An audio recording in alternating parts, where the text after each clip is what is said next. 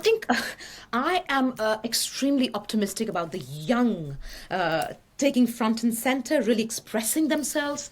And I think that is going to change a host of things. I'm optimistic about the young leaders holding the older people who are in positions of power accountable. So you can only bullshit your way through to an extent, which is amazing. So the kind of accountability that we're seeing from the youth, I think, is very, very inspirational. And because of that, we will see a whole lot of things change in the system. The other thing that I can think of, which I'm really, really happy about, is you see, at some point, corporate strategy and sustainability strategies were running in parallel because most organizations were doing the two. There is the business part of it and there is a sustainability part of it.